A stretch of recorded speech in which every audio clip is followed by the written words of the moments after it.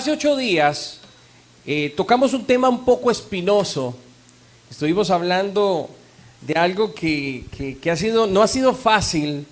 He recibido muchos comentarios de algunas personas de diferentes países, e inclusive de aquí de El Salvador, acerca del tema que tomamos hace 8 días.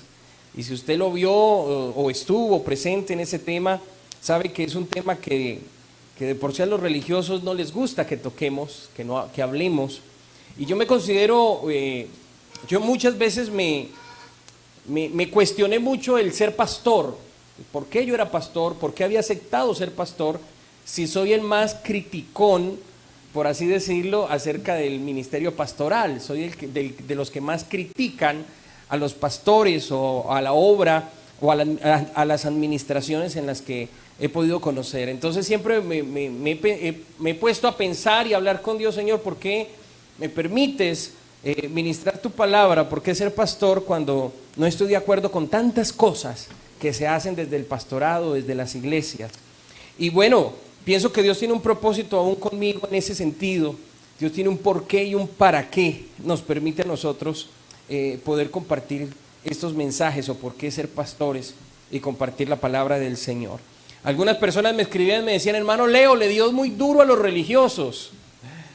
Y realmente no era el propósito no es poner en tela de juicio el pensamiento de los religiosos o de las organizaciones legalistas o de las organizaciones que existen, sino que por el contrario, creo que Dios es un Dios maravilloso que nos quiere enseñar a todos nosotros y que nos quiere mostrar a través de la Escritura su evangelio completo.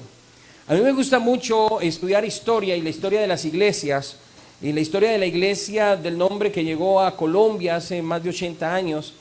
No se llamaba Iglesia Pentecostal Unida, aunque traten de llamarla así de esa manera, tenía otro nombre, y el nombre que tenía era Full Gospel. En español es Evangelio Completo, el Evangelio Completo. Y así se llamaba la iglesia antes de cambiar de rótulo, porque lo que usamos nosotros, como ven en los letreros, son simplemente eso, letreros. Eso no da salvación, ningún rótulo, ningún letrero da salvación a nadie. Pero me gusta mucho el pensamiento del evangelio completo, porque creo que es lo que necesitamos hoy en día. Creo que la iglesia necesita predicar el evangelio completo. Pero el evangelio completo no es un evangelio añadido, no es un evangelio puesto de alguna manera según los pensamientos de cada uno de nosotros, porque el problema es que el evangelio es multicultural. ¿Qué significa que es multicultural? Que el evangelio está creado o hecho para que funcione en cualquier tipo de cultura. ¿Me hago entender? O sea que el evangelio, el mensaje del evangelio sirvió en el primer siglo allá en Israel como sirve hoy en este siglo aquí en Latinoamérica. O sea que el evangelio se puede aplicar allá en el Amazonas, de donde yo vengo, allá en Sudamérica, como se puede aplicar aquí en Centroamérica, y aún en Norteamérica se puede aplicar el evangelio, porque el evangelio es multicultural. El evangelio se puede aplicar a cada cultura. El problema es cuando las culturas se quieren adueñar del evangelio, apropiarse del mensaje de la palabra de Dios y volverse exclusivos. Ahí es donde viene el problema, cuando un grupo de personas dicen: es que nosotros somos los elegidos, es que nosotros somos los únicos, es que nosotros somos los que tenemos la verdad, es que nosotros somos los únicos que conocemos al Dios verdadero. El Dios de los demás es un Dios falso, pero el de nosotros, ese sí es el Dios verdadero. Y ahí es donde comenzamos a tener un problema serio, cuando los grupos comienzan a pensar de esa manera y actuar de esa manera. Porque, como dijo Salomón, ni los cielos de los cielos de los cielos te pueden contener, mucho menos esta casa que hemos creado para ti. O sea, Dios es Dios del universo. Amén. Dios es Dios suyo y mío. Gloria a Dios. ¿Cuántos lo creen? Créanme que yo amo la organización donde nací, en Colombia, donde conocí el evangelio. Yo amo la organización en la que serví en Venezuela. Yo amo la organización que me abrió las puertas aquí en El Salvador. Pero a mí me hubiera gustado hace 15 años atrás haber empezado a recibir enseñanzas o haber entendido o conocido el Evangelio del Reino de Dios. Lo que hemos estado tratando de explicarles a ustedes, hermanos, a través de la palabra del Señor, me hubiera ahorrado muchísimos problemas, me hubiera ahorrado muchísimas dificultades. Creo que más rápido hubiera aceptado a Jesucristo si me hubieran predicado el Evangelio completo, sin añadiduras, sin ataduras, sin quitarle y sin ponerle, conforme el Señor lo ha estipulado en su palabra. Yo he mencionado muchas veces que yo me considero un legalista en recuperación. ¿Se recuerdan esa expresión? Le he dicho muchas veces que me considero un legalista en recuperación, así como una persona que ha sido alcohólica por muchos años se considera alcohólica anónima. Pues yo me considero un legalista anónimo, porque creo que Dios en los últimos 6 años atrás me ha estado enseñando, me ha estado recuperando y me ha estado liberando de la religiosidad. Y no es fácil, hermanos, no es sencillo dejarlo cuando toda la vida nos han enseñado de una manera, cuando nos han programado la mente y nos han dicho de que es así, de tal manera, y nosotros creemos que es de esa manera. Y no es fácil expresarnos de una manera diferente porque hemos sido programados. Hemos sido programados para pensar de esa manera, hemos sido programados para hablar de esa manera, hemos sido programados para expresarnos y para actuar de esa manera. No es fácil. Pero hace 8 días decíamos que el legalismo y el libertinaje son 2 extremos muy dañinos. ¿Recuerdan el texto que tomábamos de no apartarnos ni a derecha ni a izquierda? Porque son 2 extremos muy dañinos y aunque aparentemente viven en 2 extremos muy alejados, resultan que estos 2 conceptos son hermanos. Estos 2 conceptos, tanto el legalismo como el libertinaje, son conceptos hermanos o que nacen en el mismo día en que el pecado entra al mundo. Decíamos que el legalista es todo aquel que trata con sus propias fuerzas ganarse la salvación. Escúcheme muy bien, hermana querida, en esta mañana. Escúcheme muy bien, mi hermano. El legalista es toda aquella persona que trata en ganarse su salvación con sus propias capacidades, con sus propias fuerzas. Y esto resulta ser muy sutil. Pues el legalista no es solamente es aquel que exige un código de vestimenta que represente, entre comillas, santidad, como por ejemplo el andar con zapatos clásicos, pantalón clásico, camisa manga larga o corbata o saco, o en el caso de las mujeres, aquella que ande con una falda larga, una blusa que no muestre sus hombros, e inclusive que se tape la cabeza con alguna mantelina o alguna situación que se ponen ellas en la cabeza, algún velo, alguna cubierta. No solamente eso es ser legalista. Ser legalista también es aquel que cree que por salir a evangelizar es más santo que todos los demás hermanos. Ser legalista es aquel que cree que por haber orado media hora esta mañana, Dios ya tiene que contestarle la oración según lo que él en su corazón le está pidiendo. O sea que no es solamente la apariencia física ser legalista, sino también aquellos que creen que tienen a Dios como el genio de la lámpara mágica. ¿Se han visto Aladín? La lámpara maravillosa, esa que la frotan y sale un genio y te dice, te voy a cumplir 3 deseos, ¿verdad? Y entonces usted dice, mi primer deseo es que no tenga suegra.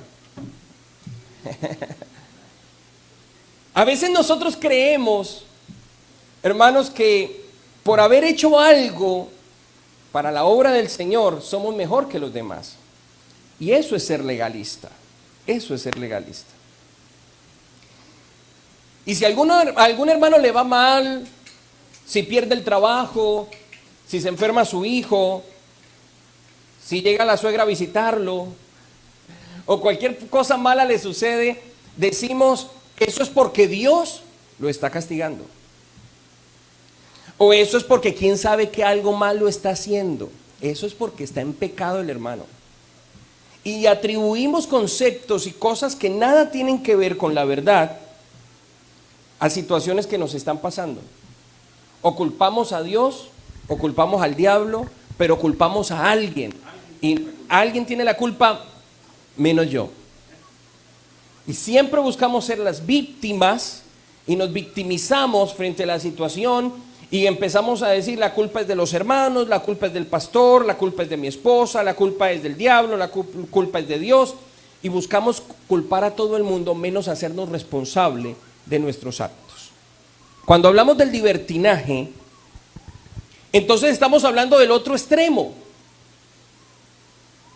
donde decimos que no necesitamos la palabra de Dios para ser guiados. Y entonces llegamos al extremo de decir, yo no necesito tener pastor, ¿para qué? Si él es un hombre igual que yo. Yo no necesito congregarme en una iglesia, ¿para qué? Yo no necesito leer la escritura si Dios me habla en sueños. ¿No he escuchado eso de las personas que hablan por ahí? Inclusive van a iglesias y dicen, es que Dios me habla en sueños. A mí en una ocasión una hermana de otra iglesia me escribió y me dice, hermano, ¿usted cree en la profecía? Yo le digo a la hermana, claro, la Biblia dice que la Biblia es la palabra profética más segura a la cual hacemos bien estar atentos, como una antorcha encendida, hasta que el día está bien claro. Me dice la hermana, no, yo no me refiero a la Biblia, yo me refiero a la profecía que se da a través de los varones de Dios. Yo le digo a ella, hermana, no entiendo por qué necesito que alguien me mande un mensaje con otra persona cuando ese mensaje lo tengo en la palabra de Dios.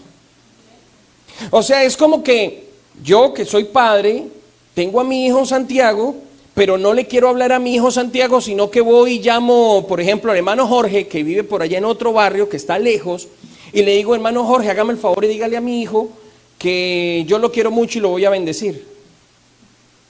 El hermano Jorge me va a decir, ¿y dónde está su hijo? No, está aquí al lado mío. ¿Y por qué no se lo dice usted? ¿Verdad? ¿Por qué tengo que mandar a otro a decirle algo a otro como el chavo? Que me dijo el chavo, que me dijo el quijo, que me dijo no sé qué, que le diga a usted que me dijo no. ¿Se acuerdan? Y uno dice, ¿pero qué pasó aquí? Y entonces la hermana se molestó porque le dije eso. Le dije, hermana, la palabra profética más segura es la que está aquí en la escritura. Es que yo recuerdo tanto en Venezuela, llegó uno de esos profetas y miró una joven de la iglesia y pasó la joven a que oraran por ella, y él, creo que les conté ya esa historia, y pasó él y le dijo, el Señor me ha dicho que usted va a ser mi esposa. Y la hermana se levantó toda asustada y nos contó. Yo le dijo, ¿será que el Señor se le equivocó? Porque usted ya tiene esposo. Ella ya tenía esposa, ya tenía esposo, ya tenía hijos. Entonces, quién sabe qué frijolitos trasnochados había comido el hermano que estaba recibiendo revelaciones que no son de Dios. Si no está en la palabra del Señor, hermano, no existe. Si no está en la palabra de Dios, no es verdad. Usted pudo haber tenido el sueño más raro que haya tenido en la vida. Usted pudo haber tenido la visión más rara que haya tenido. Eso es algo muy privado suyo. Pero si no está en la palabra de Dios. En estos días, con el cuento de la vacuna, me mandaron un video que me pareció muy interesante. Un pastor amigo mío me lo envió y me dijo, mire lo que me llegó, ¿qué opina usted de esto? Y en el video había una endemoniada diciendo que la vacuna salió de los laboratorios del infierno. O sea, ya no solamente hay gente que va a vivir 2 meses a los sótanos del infierno, sino que también hay laboratorios en el infierno. Y entonces uno dice, ¿y esta gente dónde está? Y hablaba con el pastor, le decía, pastor, es increíble cómo el enemigo, el diablo, recuerden que el diablo es padre de mentira y todo lo que él habla es mentira. No sé por qué la gente va a creerle al padre de la mentira, no tiene razón de ser, me estoy haciendo entender. Él inventa lo que sea para mantener la gente entretenida. ¿Cómo nos podemos liberar nosotros de eso? A través de la palabra de Dios, conociendo la palabra de Dios, porque la palabra de Dios es lumbrera en nuestro camino, lámpara es a mis pies tu palabra. Esa palabra es la que me ilumina y me muestra el camino. Gloria al Señor Jesús. Entonces, el problema del libertinaje es que es el otro extremo, lo decíamos hace 8 días. Y entonces la persona dice, no, yo no necesito la palabra de Dios, no necesito entonces la ley de Dios, la ley moral de Dios, porque ya el Señor me libertó de la ley. Y entonces malinterpretamos textos como Romanos 7, verso 19, donde dice que lo que quiero hacer, cuando quiero hacer el bien no lo puedo hacer, y el mal que no quiero hacer termino haciéndolo. Y entonces nosotros analizamos ese texto bíblico fuera de contexto. Recuerda que le hablaba que tanto el legalista como el libertino siempre saca los textos fuera del contexto, los saca a su conveniencia, y un texto sin contexto es un buen pretexto. Y entonces está ya haciendo cosas que no debe hacer, y de una vez citan este texto bíblico. Es que yo sí quería ir a culto, pero es que algo me pasó por dentro, y lo bueno que quería hacer no lo hago, pero lo malo eso sí hago. Mire, eso lo dijo Pablo. Y entonces sacamos una apologética, una apología del pecado, una apología para no hacer el bien. Gloria al Señor Jesús. Lo más tremendo, hermano, es que muchos legalistas se disfrazan, o más bien muchos hermanos se disfrazan de legalistas, pero en su corazón realmente son libertinos. Usted lo ha visto, esos líderes religiosos que desde el altar predican en contra de la vestimenta, predican en contra de los peinados, predican en contra de tantas cosas, pero cuando usted va a ver en su casa cómo se viste su familia, cómo se visten sus hijos, cómo se peinan sus hijos, son totalmente diferentes a lo que predican. No tiene sentido, porque la Escritura me dice y me enseña que si yo no soy capaz de administrar mi casa, no puedo administrar la iglesia del Señor. En estos días hablaba con una hermana en México. Ellos quieren que nosotros le demos cobertura a su iglesia, que el linaje le dé cobertura a su iglesia. Y hablaba y preguntaba por su pastor, y me dice, es que a mi pastor no lo apoya la esposa, él solamente está pastoreando. Entonces yo le explicaba y le decía, hermana, no puedo darle cobertura a un pastor que su esposa, ni siquiera su esposa cree en él, ni siquiera su esposa cree en el líder de la iglesia. No tiene sentido. Yo tengo que ser íntegro en todos los sentidos. Gloria al Señor. ¿Cuántos dicen gloria a Dios? Jeremías capítulo 1, verso 10 es el texto que vamos a tomar como base. Jeremías capítulo 1, verso 10. Gloria a Dios. Yo espero que los que me están viendo a través del internet pues no se molesten conmigo, y si se molestan pues el Señor los ayude a que no pequen. La Biblia dice airaos pero no pequéis, ¿verdad? Así que esperamos en el Señor que esto sea de bendición. Jeremías capítulo 1, verso 10, dice la palabra del Señor: mira que te he puesto en este día sobre naciones y sobre reinos, para arrancar y para destruir, para arruinar y para derribar, para edificar y para plantar. Gloria al Señor. Mire, la versión PDT, que es la versión que la mayoría de hermanos acá tienen, dice: hoy te he elegido a ti para llevar a cabo una tarea que afectará naciones y reinos. Los removerás y provocarás su caída. Los harás desaparecer y los destruirás, y también los reconstruirás y los plantarás de nuevo. A mí este texto me ha llamado la atención desde hace muchos años atrás, porque nótese que dice para arrancar y derribar. Luego dice para destruir y demoler, pero luego dice para construir y para plantar. Amén. Ustedes han visto esas grandes edificaciones que de repente empiezan a construir y por falta de presupuesto o por errores de arquitectura no las pueden terminar. ¿Se han visto? quedan ahí como en Colombia hay una expresión que le llaman elefantes blancos, no sé por acá cómo le llaman. Están haciendo un estadio gigantesco y falta de presupuesto, quedó el estadio ahí y pasan siglos, pasan años y ahí no lo terminan y a lo último, al final, el gobierno tiene que mandarlo a demoler porque se convierte en un peligro para la población, porque se puede llegar a caer, o inclusive edificios viejos que quedan mal terminados o quedan a medio terminar. Muchas personas se meten a vivir ahí en esos edificios y muchas personas hasta inclusive, recuerdo que en Caracas había un edificio de esos que era el edificio donde la gente se iba a suicidar. Era un edificio donde la gente entraba y había un espíritu de muerte impresionante porque el que entraba ahí se lanzaba del 10º piso. ¿Sí? Y a mí me ha llamado la atención este texto bíblico porque habla de arrancar y de derribar, habla de destruir y de demoler para luego poder construir y plantar. Vea mi hermano, hace 6 años yo estoy arrancando de mi vida pensamientos y costumbres que han sido sembradas por la religiosidad y el legalismo. Desde hace 6 años vengo trabajando con mi familia en esto porque no es fácil, necesitamos arrancar esos conceptos. Me decía alguien ayer, anteayer me decía, es que en la cabeza de los hermanos tenemos tantas cucarachas que necesitamos sacarlas de ahí. Necesitamos matar esas cucarachas primero de nuestra mente para poder tener una mente limpia, para poder tener una mente tranquila. Amén. Primera de Corintios capítulo 3, verso 10 al 15, dice la palabra del Señor: conforme a la gracia de Dios que me ha sido dada, yo como perito arquitecto puse el fundamento y otro edifica encima. Pero cada uno mire cómo sobreedifica. Nótese, mire cómo sobreedifica. O sea, ya pusieron las bases. Pablo estableció las bases.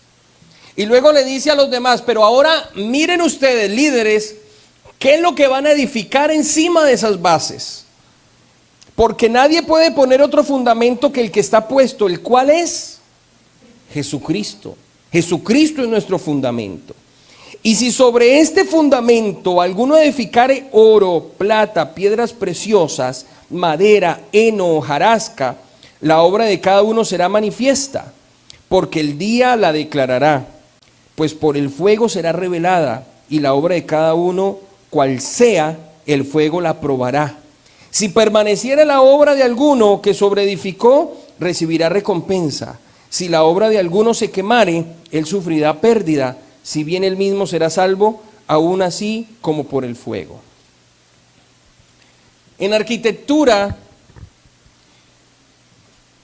cuando una obra no se ha logrado terminar, o cuando un edificio necesita ser remodelado, los arquitectos primero hacen un evalúo y analizan si esa reconstrucción vale más de lo que valdría hacerla de nuevo, si vale más del 50% de lo que cuesta. Por ejemplo, les voy a dar un ejemplo sencillo. Quiero mandar a remodelar un edificio y resulta que la remodelación me cuesta a mí $70,000, pero construir el edificio me cuesta a mí 120,000. O sea que me vale más del 50% el hacerlo de nuevo. ¿Sí? O sea, yo pago 120,000 y me lo hacen de nuevo. Con 70,000 me lo remodelan. Eso en arquitectura se llama ruina económica. Y la ruina económica, lo que nos dice los arquitectos, o lo que ellos dicen es mejor derrumbar y construir de nuevo. ¿Para qué va a gastar usted $70,000 para remodelar si con 120 usted lo hace de nuevo y lo hace mejor? ¿Me estoy haciendo entender? O sea que el arquitecto tiene que analizar si es necesario demoler, si es necesario arrancar, y tiene que analizar si es necesario volver a construir. Yo llevo 6 años arrancando cosas que construyeron encima de mi vida, en mi vida espiritual. estableciendo, amo a las organizaciones y los pastores que me ayudaron a conocer del Señor, me pusieron el fundamento, pero muchas de las cosas que se construyeron encima no son las correctas. ¿Me estoy haciendo entender, iglesia? Duele reconocerlo, duele decirlo, pero hay cosas que nos enseñaron que no son verdad. Y ustedes lo pueden aplicar y ustedes lo pueden ver hoy sencillamente. Hace algunos años atrás, cuando hablábamos nosotros del televisor, ¿qué era lo que se decía en la iglesia? Que era pecado y que era el cajón del diablo, ¿verdad? Diabólico. Tener televisor era el cajón del diablo. ¿Qué problema cuando ya los televisores eran pantalla plana, ¿verdad? ¿Dónde se mete el diablo? ¿Qué? Los anchitos pues sí cabían, pero en el otro. Y esa idea que se predicó por mucho tiempo, hoy en día ya no se predica. Porque los primeros que tienen televisores y pantalla de 46 pulgadas somos los pastores, ¿verdad? Entonces ya no se predica eso. Yo recuerdo tanto, hay un libro que me gustó mucho, que se llama El hijo del pastor entre el altar y el atrio. Es un autor colombiano. Y él cuenta su vida como hijo de pastor en esa época, donde los papás tenían que esconder la lavadora, que no supieran que tenían una lavadora, porque tener algo tecnológico, un electrodoméstico en la casa pastoral era pecado. Ya. Y uno dice, pero ¿cómo si la palabra de Dios está ahí? Sí, pero se construyó sobre el fundamento cosas que no tenían nada que ver con nosotros, con la palabra del Señor. ¿Me estoy haciendo entender, hermanos? Yo estoy casi seguro que un gran porcentaje de los hermanos de casi todas las iglesias tienen la creencia que deben de ganarse en la salvación. E inclusive los amigos que todavía no son creyentes, muchos de ellos tienen la creencia que necesitan hacer algo para ser salvos. Por eso cuando uno los invita a la iglesia dicen, no, yo por allá no voy porque yo soy muy pecador. No, yo no soy tan santo como para ir a una iglesia. Porque la idea, la concepción que tienen en su cabeza es que para venir a la iglesia tienen que hacer algo para ganarse en el perdón de Dios. Decía mi hija en algún momento, no, es que cuando yo entre a la iglesia voy a empezar a derretirme lo pecadora que soy. Y entonces, la mayoría, hermanos, la mayoría de creyentes, yo le estoy seguro que casi un 80% de creyentes de cualquier denominación, de cualquier iglesia, piensa de esta manera, que necesita hacer algo. A ver, vamos a hacer una evaluación, tranquilos que no salen en la grabación, porque ahí no los ven, solamente me ven a mí. Pero levanten la mano los que en algún momento creyeron que tenían que hacer algo para que Dios los salvara. ¿Sabe? El problema, mis amados hermanos, es que así nos han enseñado. Así le enseñó el pastor a mi pastor, y así mi pastor me enseñó a mí, y así yo le enseño a los demás, y así los demás le enseñan a los demás, y eso se va de generación en generación. Y se convierte, estimados hermanos, se convierte en esa enseñanza que cuando usted pregunta y dice, ¿pero por qué hacen eso? Dice, porque así siempre lo hemos hecho. ¿Pero por qué con corbata? Pues no sabemos, porque el pastor siempre le gustó usar corbata. ¿Y por qué roja? No, pues porque a él le gustaba ese color. Pero ¿dónde está en la Biblia que para yo ser un buen cristiano tengo que andar con camisa blanca y corbata roja? ¿Dónde lo dice en la Escritura? No lo dice la Escritura. ¿Me estoy haciendo entender, iglesia? Amén. Gloria al Señor Jesús. Vamos a ver lo siguiente. Efesios capítulo 2, yo quiero que vayamos a la Escritura. Como hace 8 días, hoy vamos a leer mucha palabra de Dios, porque es la palabra de Dios la única que nos orienta, la única que nos guía. Ustedes, voy a leer la versión TLA, que es la traducción del lenguaje actual. Ustedes han sido salvos porque aceptaron el amor de Dios. Escuchen muy bien. Ustedes han sido salvos porque aceptaron el amor de Dios. Ninguno de ustedes se ganó la salvación, sino que Dios se la regaló. La salvación de ustedes no es el resultado de sus propios esfuerzos. Por eso nadie puede sentirse orgulloso. Es que yo sí soy un varón de Dios. Mire mis vestiduras largas, yo sí soy una sierva del Señor. Nadie se puede sentir orgulloso, porque esto es un regalo de Dios. No lo hemos recibido por nuestras capacidades, no lo hemos recibido por nuestras fuerzas, no lo hemos recibido porque aquí estemos los más santos de los santos. Y por el contrario, el Señor Jesús dijo que Él vino a salvar y a rescatar lo que se había perdido de lo vil del mundo. O sea que usted no está aquí por ser bueno, usted no está aquí por ser buena. Gloria al Señor. Vamos a leer otra versión, la versión que ustedes tienen ahí, que es la Reina Valera, me imagino yo. Dice, porque por gracia sois salvos por medio de la fe. Y esto no de vosotros, pues es don de Dios, para que ninguno se gloríe. En otras palabras, aceptar el amor de Dios es tener fe. La fe es el medio para aceptar el amor de Dios. Así de sencillo, así de fácil. Entonces, cuando leemos estos pasajes con ojos llenos de prejuicios, con unos ojos legalistas, con unos ojos religiosos, entonces decimos, sí, mira, para recibir la salvación debemos de hacer algo, debemos de tener fe. El que mira estos pasajes bíblicos con ojos legalistas, lo primero que dice, para ser salvo hay que tener fe. Y entonces yo sí tengo que hacer algo, tener fe. Pero miremos entonces de dónde viene la fe. La Escritura dice que lo primero que debemos de entender es que la fe no se origina en nosotros. Nosotros no somos los autores de la fe. En nosotros no nace la fe. Ninguno de nosotros nacemos con la habilidad natural de creer. Si tratamos de conseguir fe por nuestras propias fuerzas de voluntad, nos vamos a desanimar, hermanos. Por eso muchas personas vienen a la iglesia por sus propias fuerzas y no sirve, hermano. ¿Se acuerdan el año 2000 lo que se escuchaba en el mundo? Que en el año 2000 era el fin del mundo, ¿recuerdan? O solo en Colombia pasó eso, en el 2000 también. En el 2000 las iglesias se llenaron de gente, porque en el 2000 se iba a acabar el mundo. Y empezó a llegar la gente a la iglesia. Antes de que acabe el mundo me voy para la iglesia para poder salvarme. Yo conocí una familia que nos alquiló una casa y después de 2 años de estar perseverando decidieron apartarse. Y un día me puse a preguntarles por qué se apartaban del Señor, por qué no volvieron a la iglesia. Dice, hermano, lo que pasa es que nosotros creíamos que se iba a acabar el mundo, pero como el mundo no acabó,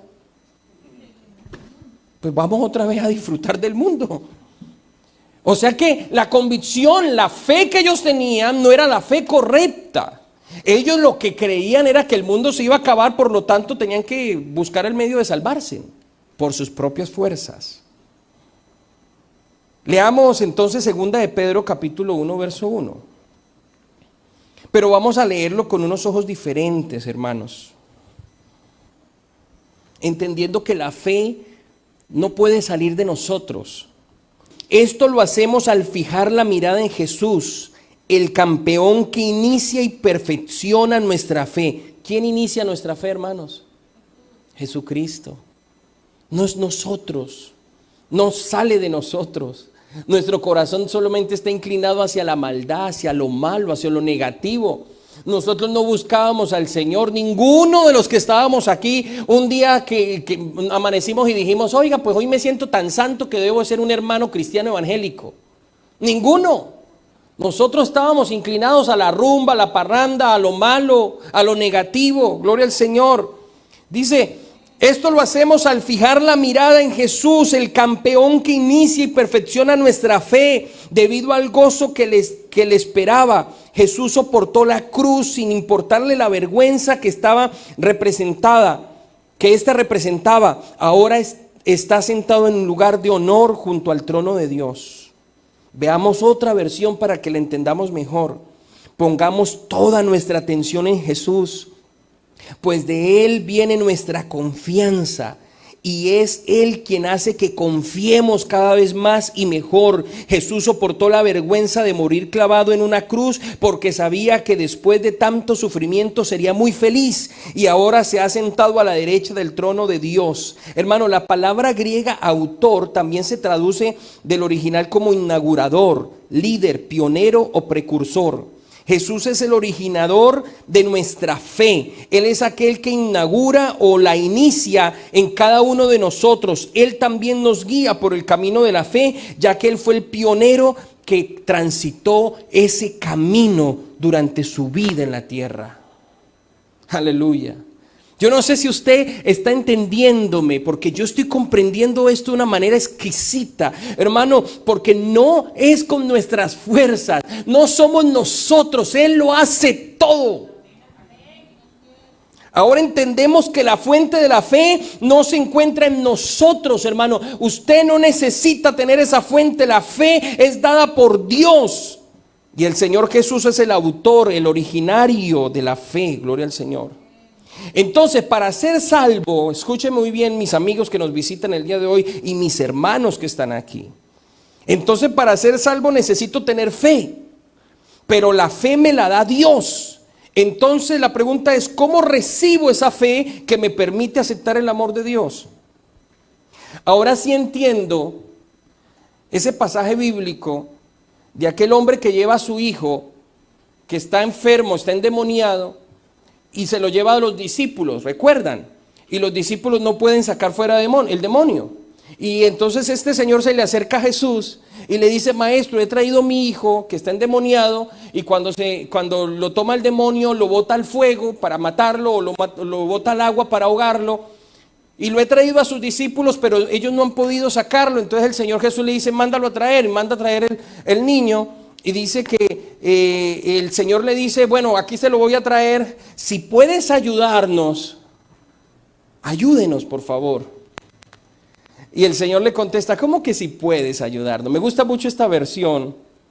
Esta versión dice: Jesús le contestó: ¿cómo si puedes? Para el que tiene fe todo es posible. La versión tradicional dice: para el que cree todo es posible.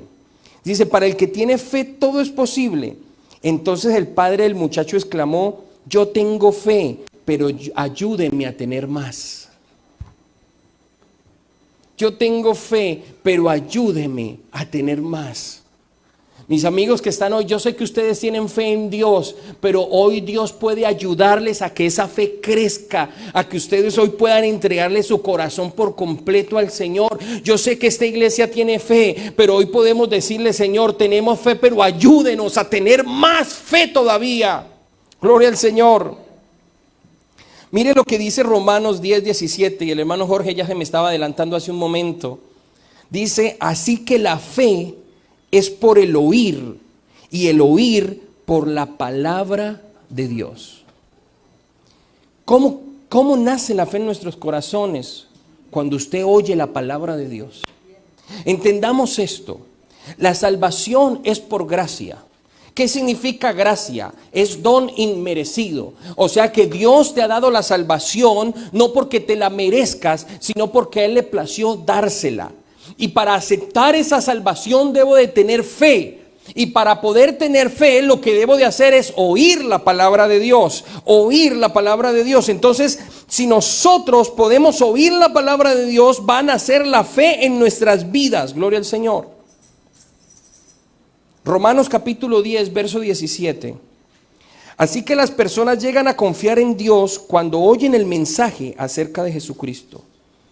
Pero yo pregunto: ¿será que no hemos tenido la oportunidad de oír el mensaje? Claro que lo han oído, porque la Biblia dice: sus palabras recorren toda la tierra y llegan hasta el fin del mundo. Vuelvo entonces a preguntar: ¿será que los israelitas no se han dado cuenta? Claro que sí se han dado cuenta, pues en primer lugar Dios dijo por medio de Moisés: haré que los israelitas se pongan celosos de un pueblo sin importancia. Haré que se enojen con gente de poco entendimiento. Pues Isaías se atrevió a recordar algo que Dios había dicho: me encontraron aquellos que no me buscaban. Me presenté ante gente que no preguntaba por mí. Pero el pueblo de Israel Dios dijo por medio de Isaías, todo el día le ofrecía ayuda a un pueblo terco y desobediente. Esta palabra es tremenda. Todo el tiempo Dios estuvo o ha estado con los brazos abiertos a un pueblo terco y desobediente, que es el pueblo de Israel. Pero a nosotros los gentiles, los que no éramos pueblo de Dios, que no le buscábamos, que no le amábamos, Él nos vino a buscar. Él se nos presentó. Él se nos apareció. Él nos dijo, heme aquí estoy y quiero salvarlos y quiero que ustedes sean mi pueblo y yo quiero ser su Dios. Aleluya. No es por nosotros, hermanos. Es por su amor y por su gracia, porque se enamoró de esta iglesia, porque se enamoró de ti. Él se entregó por nosotros. Te voy a hacer un resumen rápidamente. La salvación llega por gracia a nuestras vidas, por medio de la fe que es dada por Dios a nosotros cuando oímos el mensaje de Dios.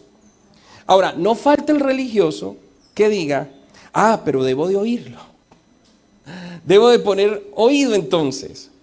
Yo me gano la salvación escuchando. No, hermano. Ninguno voluntariamente buscaba a Dios. A nadie le importaba oír la palabra de Dios, buscarlo, llamarlo. Nuestra naturaleza es pecaminosa y éramos enemigos de Dios. Amén. Todos estábamos alejados de la ciudadanía de Dios, pero Él vino a buscar y a salvar lo que se había perdido.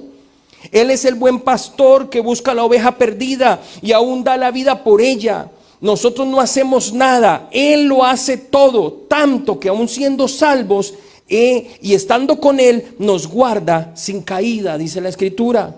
Y si estamos con Él y pecamos, nos pone un abogado para defendernos.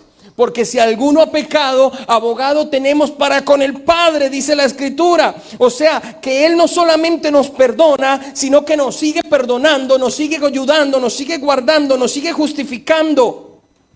Él nos carga en sus brazos. La gente dice, pastor, yo no puedo llevar el evangelio. Yo les contesto, no lleven el evangelio, deje que el evangelio los lleve a ustedes. Porque esto no es cuestión de volverme evangélico, es cuestión de aceptar al Señor Jesús en nuestra vida. Él lo es todo, mi hermano. Usted ha escuchado, ha leído la parábola del hijo pródigo, ¿verdad? Y nosotros decimos, el hijo pródigo, wow. Se fue para el mundo, derrochó todo lo que tenía, lo malgastó con las mujeres y ya cuando no tenía nada que comer, dijo en su cabeza, voy a volver a mi padre, le voy a decir, he pecado contra el cielo y contra ti, voy a dejar mi mejor discurso con mi padre para que me haga al menos como uno de sus jornaleros. Y dice la Escritura que se devolvió. Y todos nosotros predicamos sobre el hijo pródigo como si el protagonista fuera el hijo pródigo. Como si el importante fuera el hijo pródigo. Pero déjeme explicarle algo. En esa cultura, en aquella época, cuando un hijo pedía la herencia por anticipado y se iba de la casa con la herencia, lo que le estaba diciendo al papá es, yo quiero que te mueras. Porque la herencia no se da en vida, ¿verdad? La herencia se recibe es cuando los papás ya han muerto. Y lo que haya dejado el papá, eso es lo que se recibe de herencia. Pero cuando un hijo era tan caprichoso como este, que le pedía la herencia por anticipado a su padre, lo que le estaba diciendo al papá, yo a usted no lo quiero, yo quiero es que se muera para que me entregue lo mío. Y el pueblo, según las costumbres, a esos hijos los podían matar. Los podían apedrear, los podían quemar vivos si era necesario. Entonces, ¿por qué el padre de familia todos los días salía a la puerta a esperar a su hijo? Porque el padre de familia sabía que algún día se le iba a acabar la plata que se había llevado. Algún día se le iba a acabar las riquezas que se habían llevado y iba a volver a casa. Mi hermano, porque no importa cuán alejado estés de Dios, no importa hace cuánto no vengas a una iglesia, no importa hace cuánto dejes de congregarte, tarde o temprano vas a volver a la casa de Dios porque usted pertenece a esta casa. Usted pertenece a este lugar porque usted es un hijo de Dios. Dios cuando te adoptó no dijo te voy a adoptar con condiciones. El día que usted no ofrende, el día que usted no venga al culto, ese día ya deja de ser mi hijo. No, mi hermano. Dios es nuestro Padre. ¿Cuántos lo creen? Dios es nuestro Padre. El padre de familia sabía que el hijo pródigo un día iba a llegar a casa nuevamente, pero ¿sabe qué pasaba? Que si el hijo volvía al pueblo y el pueblo entero miraba al hijo de lejos, podían salir corriendo detrás del hijo y atraparlo y matarlo en la plaza pública, porque era un mal hijo. Por eso el padre de familia salía a la puerta a mirar. Hermano, la gracia y la misericordia era del padre que salía a la puerta a mirar desde la ventana en qué momento veía a su hijo. Grande es el amor de ese padre. Porque si hubiera sido cualquier otro, dice, pues que lo agarren los del pueblo y que lo maten, porque es lo que merece un hijo de esos, un malagradecido. Pero dice la escritura que de repente le vio de lejos y dice que salió corriendo el padre. Y para los que no son tan religiosos, saben que en esa época los padres no tenían pantalones. Eran unas faldas largas, unas batolas largas. Y para poder correr con esas batolas, ¿qué cree que tuvo que hacer el padre? Tuvo que arremangársela. En otras palabras, mostrar sus miserias, mostrar su vergüenza a la gente.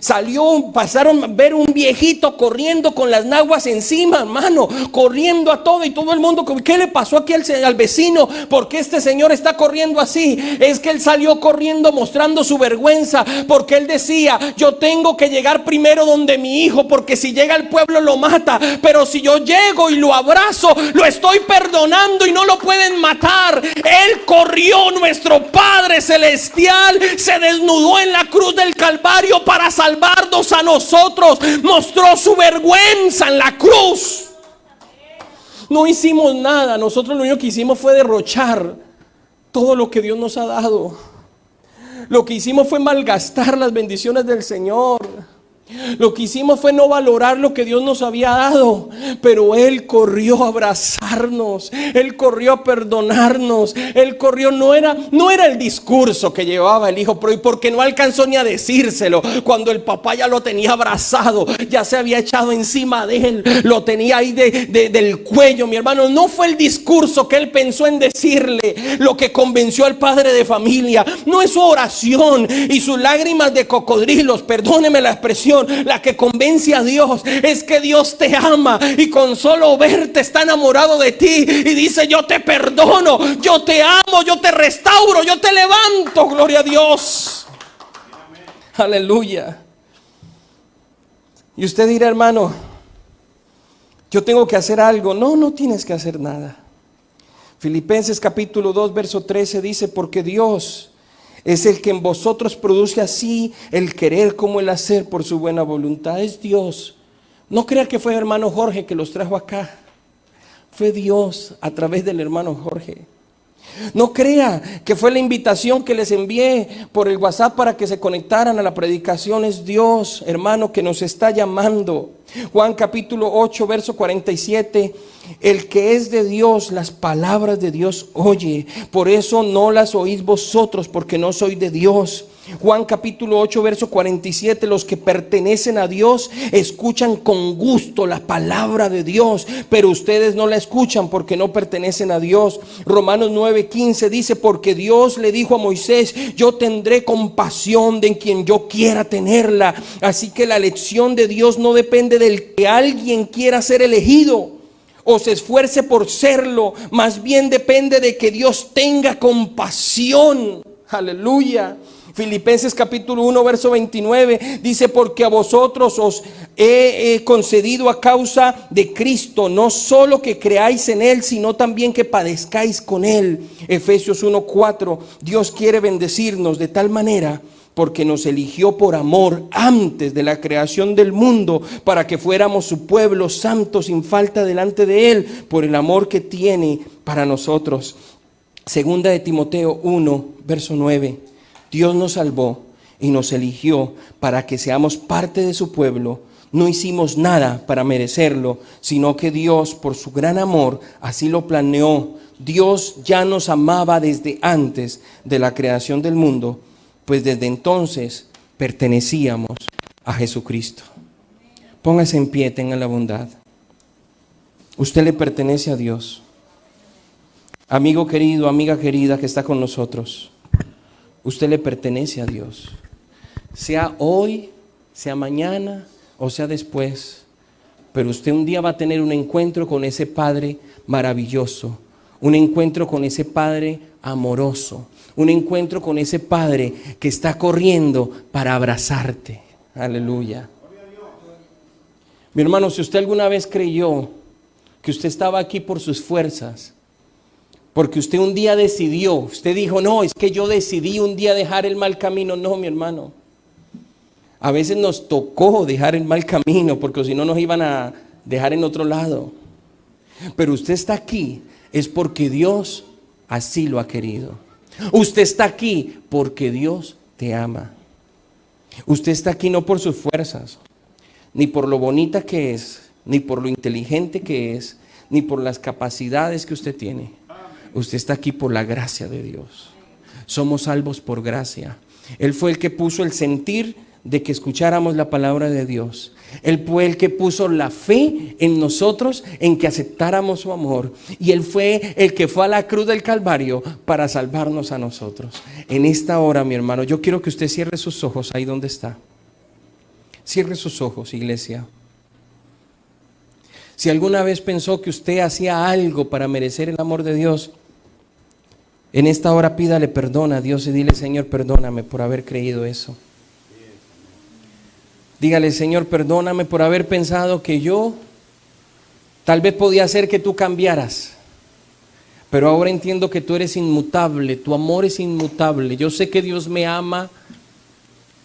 Yo sé que Dios me ama igual desde que me llamó. Inclusive la Escritura dice desde antes de que desde que yo hubiera nacido, antes ya me amaba. Ya me amaba de manera especial. Gracias por tu amor, Señor. Gracias por tu misericordia. Gracias por tu gracia. En el nombre de Jesús. Amén.